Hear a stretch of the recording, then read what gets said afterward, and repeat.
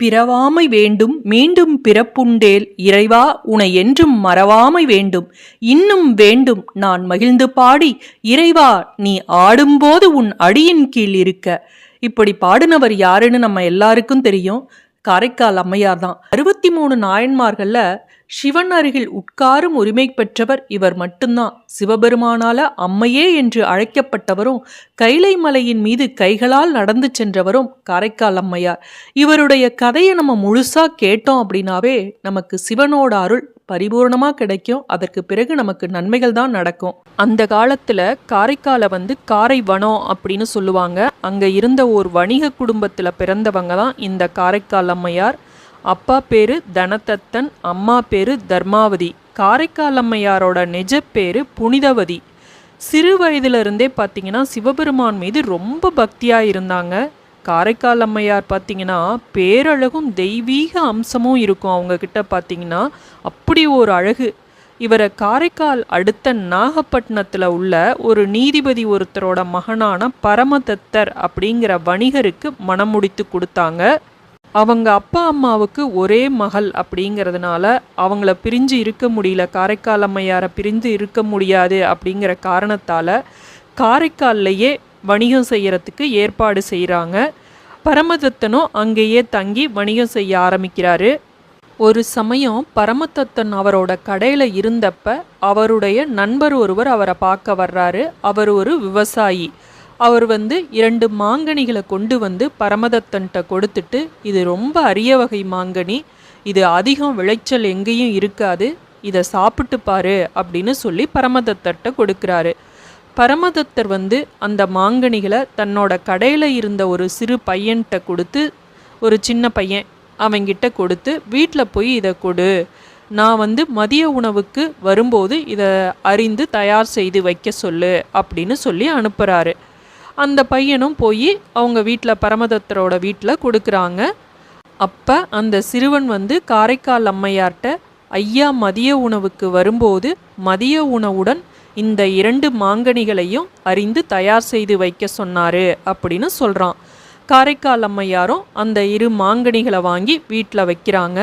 அப்போ சிவபெருமான் சிவனடியார் வேஷத்தில் அம்மையாரை சோதிக்கும் பொருட்டு உணவு வேண்டி அங்கே வர்றாரு. காரைக்கால் அம்மையாரும் வந்த சிவனடியாரை உள்ள வரவேற்று அமரும்படி சொல்கிறாங்க. அப்போ மதிய உணவு தயார் செய்யலை. அப்போ வந்த சிவனடியாருக்கு என்ன உணவு படைப்பது அப்படின்னு யோசிக்கிறாங்க. அந்த காலத்துலலாம் பார்த்திங்கன்னா பல வகை உணவு பதார்த்தங்களோட தான் வர்ற விருந்தினராகட்டும் இல்லை சிவனடியாராகட்டும் அப்படி இருக்கிறவங்களை படைப்பது உபசரிப்பது வழக்கம். அப்போ இவங்களுக்கு என்ன செய்வது, வாய்க்கு சுவையாக என்ன உணவு படைப்பது அப்படின்னு யோசிக்கிறாங்க. உடனே செய்யறதுக்கு தயிர் சாதம் தான் நம்மளால் முடியும். அதனால் தயிர் சாதத்தை செஞ்சு அந்த தயிர் சாதத்தை சுவையாக ஆக்கிறதுக்காக தன்னோட கணவர் கொடுத்து அனுப்புனாங்கல்ல அந்த மாங்கனி, அந்த 2 மாங்கனிகளில் ஒன்றை அறிந்து இந்த சிவனடியாருக்கு படைக்கிறாங்க. இப்போ மதிய உணவுக்கு வீட்டுக்கு வர்றாரு பரமதத்தன். இப்போ அம்மையார் காரைக்கால் அம்மையார் பல வகை உணவு பதார்த்தங்களோட மதிய உணவு தயார் செஞ்சிட்றாங்க. இப்போ வீட்டுக்கு வந்த பரமதத்தனுக்கு அந்த பல வகை பதார்த்தங்களோட இந்த சிவனடியாருக்கு கொடுத்தது போக மீதம் இருந்த ஒரு மாங்கனியை அறிந்து அவருக்கு வைக்கிறாங்க. மாங்கனியோட சுவை நல்லா இருக்கவும் பரமதத்தன் இன்னொரு கனியையும் அறிந்து தனக்கு வைக்கும்படி சொல்கிறாரு. காரைக்கால் அம்மையாருக்கு என்ன பண்ணுறது அப்படின்னு தெரியாமல் திகைத்து போய் நிற்கிறாங்க. தன்னோட கணவர் ஆசையாக கேட்குறப்ப அதை வந்த சிவனடியாருக்கு அவருக்கு உணவோடு சேர்த்து இதையும் படைத்து விட்டேன் அப்படின்னு சொல்லி சொல்கிறதுக்கு தயங்குறாங்க. சொன்னால் உடனே பரமதத்தன் ஒன்றும் பண்ண மாட்டார், திட்டமாட்டார். இருந்தாலும் ஆசையாக கேட்குறாரே, நம்ம இப்படி வைக்க முடியலையே அப்படின்னு சொல்லி என்ன சொல்கிறது அப்படின்னு தயங்கி தயங்கி நிற்கிறாங்க. அப்போ காரைக்கால் அம்மையார் சமையலறைக்கு போகிறாங்க. போய் சிவனை நினச்சி மெய்மறந்து நினைந்து உற்ற இடத்து உதவும் விடையவர்தான் தம் மனம் கொண்டு உணர்தலுமே அப்படின்னு சிவனை நினச்சி வேண்டுறாங்க. அதாவது சிவனை நினைத்து பக்தியோட மெய்மறந்து வேண்டுனா வேண்டுனவங்களோட கோரிக்கையை உடனே நிறைவேற்றக்கூடிய சிவனே எனக்கு உதவு, நான் உன் மேலே சிறு வயதிலிருந்து கொண்டிருக்கிற பக்தி உண்மையானா எதையும் எதிர்பார்க்காத நான் உன் மேலே வச்ச பக்தி உண்மைன்னா எனக்கு உதவு அப்படின்னு அவங்க வேண்டுறாங்க.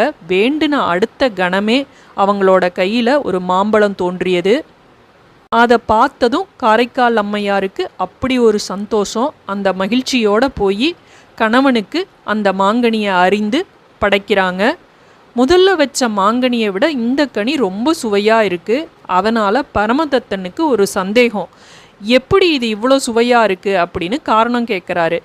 உடனே காரைக்கால் அம்மையார் நடந்ததெல்லாம் சொல்கிறாங்க. ஆனால் பரமதத்தனால் அந்த காரணத்தை நம்ப முடியல. காரைக்கால் அம்மையார்ட்ட, நீ என்ன தெய்வ பெண்ணா? நான் நம்ப மாட்டேன். மந்திரத்தில் மாங்காவை வர வைக்க முடியுமா? நீ ஏன் பொய் சொல்கிற? சரி, சிவபெருமான் கனி தந்தது உண்மையாகவே இருக்கட்டும், அப்போ இன்னொரு கனியை உன்னால் வரவழைக்க முடியுமா அப்படின்னு கேட்குறாரு. காரைக்கால் அம்மையார் சிவபெருமானை மீண்டும் வணங்க மீண்டும் ஒரு மாங்கனி அவரோட கையில் வருது. இதை பார்த்த பரமதத்தனுக்கு அதிர்ச்சி, அப்படியே என்ன சொல்கிறது அப்படின்னு தெரியாமல் திகைத்து போய் நிற்கிறாரு. இவர் சாதாரண பெண்ணே இல்லை, இவர் ஒரு தெய்வ பெண் அப்படின்னு அப்போ நம்புறாரு. கடைக்கு போன பரமதத்தனுக்கு அதே நினைவு. காரைக்கால் அம்மையார் ஒரு தெய்வப்பெண் அப்படிங்கிறது தெரியாமல் அவரோட வாழ்க்கை நடத்தினதுக்காக அவர் ரொம்ப சங்கடப்பட்டார். இவர் தெய்வப்பெண் அப்படின்னு தெரிஞ்சதும் இவரோட வாழ நமக்கு தகுதி இல்லை அப்படின்னு நினைக்கிறாரு. அதனால் முடிவாக அவரை விட்டு நீங்கிடணும்னு துணிந்து முடிவெடுக்கிறாரு. அவங்க அப்பா கிட்ட போய், நான் கடல் வழியாக வாணிகம் செய்யறதுக்காக போகிறேன், உங்கள் மகளை பார்த்துக்குங்க அப்படின்னு சொல்லிட்டு கிளம்புறாரு. பிறகு வாணிகம் செய்யறதுக்கு தேவையான பண்டங்களெல்லாம் ஏற்றிக்கொண்டு கப்பலில் தன்னோட பயணத்தை மேற்கொள்கிறாரு. அங்கே இருந்து பரமதத்தன் பாண்டிய நாடான மதுரை மாநகர் வர்றாரு. அங்கேயே சில காலம் போகுது. அதற்கு பிறகு அங்கே இருக்கக்கூடிய ஒரு பெண்ணை மணமுடித்து அங்கேயே வாழ்கிறாரு. சில காலம் கழித்து அவர்களுக்கு ஒரு பெண் குழந்தையும் பிறக்குது. அந்த குழந்தைக்கு காரைக்கால் அம்மையாரோட திருப்பெயரையே வைக்கிறாரு. காரைக்கால் அம்மையாரோட முதற்பேரு புனிதவதி, அந்த பேரையே வைக்கிறாரு. பரமதத்தன் பாண்டிய நாட்டில் இருக்கிற செய்தி அம்மையாரோட உறவினர்களுக்கு மற்ற வணிகர்கள் மூலம் தெரிய வருது. உடனே உறவினர்கள்லாம் காரைக்கால் அம்மையார்கிட்ட உனக்கு விஷயம் தெரியுமா புனிதவதி?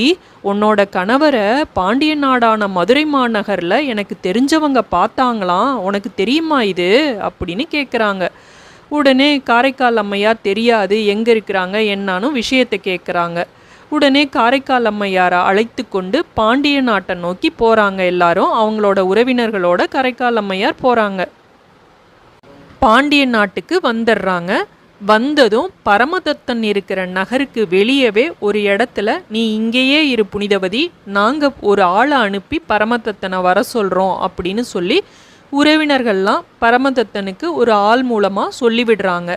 உடனே மனைவி வந்திருக்காங்க அப்படின்னு தெரிஞ்சதுமே பரமதத்தன் வேகமாக தன்னோட மனைவியையும் குழந்தையையும் கூட்டிக்கிட்டு வேகமாக வர்றாரு.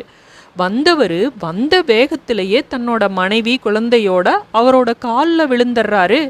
இதை பார்த்த சொந்தக்காரவங்களுக்கெல்லாம் அதிர்ச்சி. என்னடா மனைவியோட காலில் பரமதத்தன் விழறாரு, ஏன் இப்படி செய்கிறாரு அப்படின்னு ஒரே அதிர்ச்சி.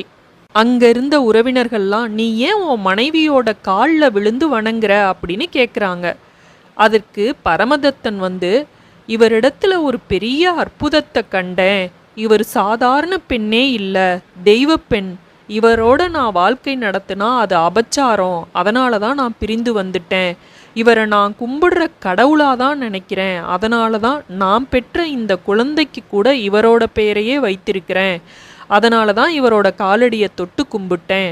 நீங்களும் இவரோட காலடியை தொட்டு வணங்குங்க அப்படின்னு சொல்கிறாரு. அது கேட்ட சுற்றத்தாரெல்லாம் இது என்ன ஆச்சரியம் அப்படின்னு திகைத்து போய் நிற்கிறாங்க. புனிதவதியாரோ தன்னோட கணவர் தன்னோட காலில் விழுந்துட்டாரே அப்படின்னு நினச்சி அதை ஏற்க முடியாமல் திகைத்து போய் நிற்கிறப்ப கணவர் மேற்கொண்டு இப்படியெல்லாம் சொல்கிறதை கேட்டு என்ன சொல்கிறது அப்படின்னு தெரியாமல் அப்படியே அதிர்ச்சியில் நிற்கிறாங்க. பிறகு சிவனோட திருவடிகளை நினைத்து, சுவாமி, இவருடைய கொள்கை இதுவாக இருக்கலாம். ஆனால் இனி என் கணவர் பொருட்டு தாங்கிய அழகிய தசைப்பொதியை நீக்கி தேவரீரை சூழ்ந்து நின்று துதிக்கின்ற பேய்வடிவை அடியேனுக்கு தந்தருள வேண்டும். இனி எனக்கு இந்த உடல் வேண்டாம் அப்படின்னு பிரார்த்தனை செய்கிறாங்க. அதாவது கணவருக்காக தாங்கிய உடல் நீங்கி இறைவரை போற்றுகின்ற பேய் வடிவத்தை அடியேனுக்கு நற்பாங்கு பொருந்த அருள வேண்டும் அப்படின்னு வேண்டுறாங்க. அந்த கணத்திலேயே சிவனோட திருவருளால அவரோட அழகு மேனி அழிந்து உடம்புல இருக்கிற தசையெல்லாம் போய் மண்ணுலகமும் விண்ணுலகமும் வணங்கும் பேய் வடிவம் கிடைக்குது. எலும்புருவம் கொண்டார். அப்போது தேவர்கள் பூமாறி பொழிந்தார்கள். இங்க பேயுடல் என்பது நம்ம இறப்புக்கு பின்னாடி வருதே பேய், அந்த பேய் அல்ல, அந்த ஆன்மா இல்ல, சிவனோட அருகில இருக்கக்கூடிய சிவ பூதகணங்களை குறிக்கக்கூடியது.